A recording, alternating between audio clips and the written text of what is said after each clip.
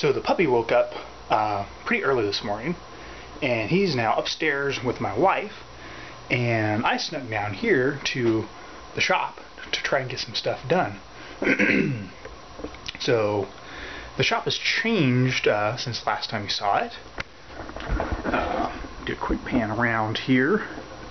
I added these shelves over here. I used to have a shelf mounted into the wall, but unfortunately it wasn't mounted into studs like I thought it was, and it fell and smashed a whole bunch of stuff.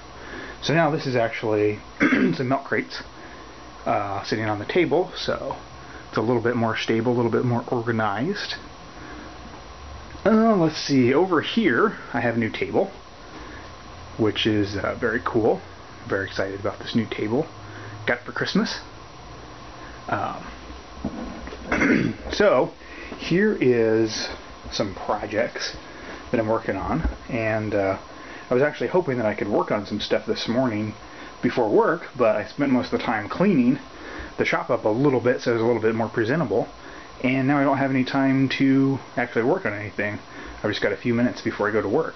So quickly, here is a vampire type skull I'm working on. I'm going to mold this and make it a production model, just like the regular skull, the human skull, your standard human skull over here.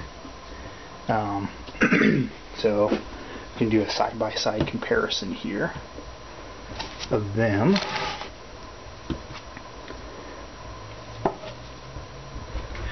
So as you can see, the vampire skull is a bit larger and has brow ridges and ridges that come down here. It's not quite done, it's still a little bit rough. And the eyes are different. The eyes look meaner, and the cheekbones are more pronounced, and of course the teeth are sharp. It's got the vampire teeth as opposed to your standard human teeth. These are chipped off. I'm actually working on breaking the teeth off and detailing this skull, which is what I was hoping to do this morning for a customer of mine that lives in Norway, and I actually shipped him a couple of skulls before Christmas, and one of them broke in shipping. So I'm making another one, trying to get that sent off here pretty soon, making another one to replace the one that got broken during shipping. So this is a new mold. Didn't turn out quite as well as I wanted it to. Silicone mold that I made using the silicone caulking techniques that we went over a while back.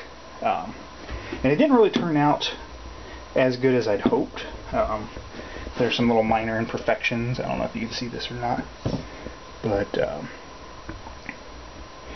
all in all it turned out pretty good, but I just need to smooth it out a little bit and do a little bit more work on it.